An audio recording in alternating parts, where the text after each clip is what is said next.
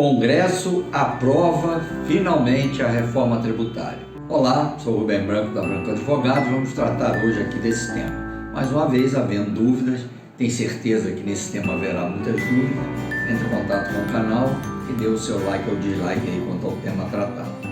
Em votação histórica, a Câmara de Deputados aprovou no último dia 15 de dezembro de 2023, essa data histórica, a reforma tributária sobre o consumo, encerrando uma discussão de quase 30 anos sobre o tema no Congresso Nacional.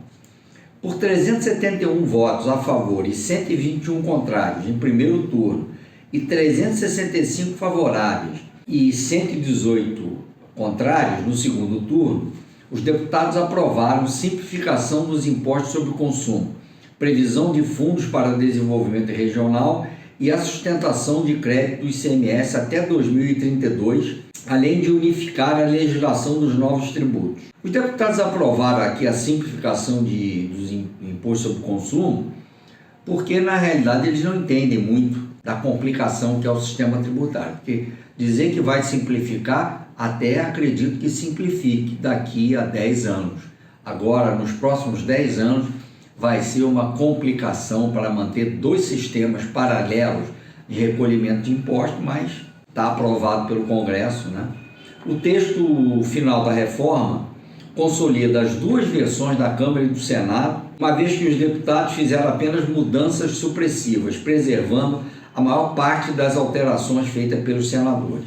Contribuiu para a aprovação, entretanto, a retirada pelo relator, dias antes, de 5 exceções ao novo regime, quais sejam serviço de saneamento e concessão de rodovias, serviço de transporte aéreo, operações que envolvam disponibilização da estrutura compartilhada de serviços de telecomunicações, bens e serviços que promovam a economia circular e operações com microgeração e mini geração distribuída de energia elétrica. Ou seja, essas atividades que estavam dentro das exceções com um tratamento diferenciado, saíram, ou seja, todas essas áreas aqui de concessão de rodovia, saneamento, transporte aéreo, bens e serviços, etc., vão ter sim aumento da carga tributária, porque elas saíram da exceção. O que por um lado é bom, porque quanto menos exceções, melhor para o sistema funcionar, porque quanto mais exceções, mais complexo é, mas por outro lado, mostra que esses setores da economia que estavam excepcionados e voltaram à regra geral vão ter sim aumento de carga. A reforma estabelece que uma lei complementar, ainda vai ser uma lei complementar que vai instituir o Imposto sobre Bens e Serviços, o IBS, que vai substituir o ICMS e o ISS, e a Contribuição sobre Bens e Serviços, CBS, que vai substituir o PIS importação, o COFINS e o COFINS importação. Com recursos federais aos valores atuais de 730 bilhões ao longo de 14 anos e orçado fora dos limites fiscais, a PEC cria dois fundos, um para pagar até 2032 pelas isenções fiscais do ICMS concedidas no âmbito da chamada guerra fiscal entre os estados. Guerra fiscal era aquilo que os estados faziam, davam de benefício para indústrias se localizarem naquele estado. Então davam os benefícios e esses benefícios foram mantidos até 2032. O texto estabelece ainda outras formas de compensar perdas de arrecadação com a transição para o novo formato. Uma dentro do mecanismo de arrecadação do IBS e outra específica para a repartição do IPI, que continuará. Quer dizer, vamos eliminar o IPI, mas o IPI vai continuar apenas para produtos fora da Zona Franca de Manaus e que sejam produzidos dentro dela também. O objetivo é manter a competitividade dessa área especial de produção, daquela região, né? Os valores de compensação do IPI também ficarão de fora dos limites do novo regime de despesas primárias, ou seja, tudo aquilo que vai acrescer a despesa fiscal, eles tentaram tirar fora do limite, né, do orçamentário, das despesas primárias. Uma das novidades é a cesta básica, a isenção do IBS e da CBS sobre produtos de uma cesta básica nacional de alimentos ainda a ser definida pela lei complementar. A sexta deverá considerar diversidade regional e garantir a alimentação saudável e nutricionalmente adequada. O texto prevê isenções de 100% a 60% das alíquotas para determinados setores ou tipos de produtos, contanto que aquelas aplicadas às demais sejam aumentadas para reequilibrar a arrecadação da esfera federativa. Os setores contemplados com redução de 60% da alíquota são serviços de educação e saúde, medicamentos e equipamentos médicos, transporte coletivo de passageiros, insumos agropecuários, produções artísticas e culturais e alimento destinado ao consumo humano. Uma lei complementar ainda definirá quais os tipos de serviços ou de bens desses setores serão beneficiados.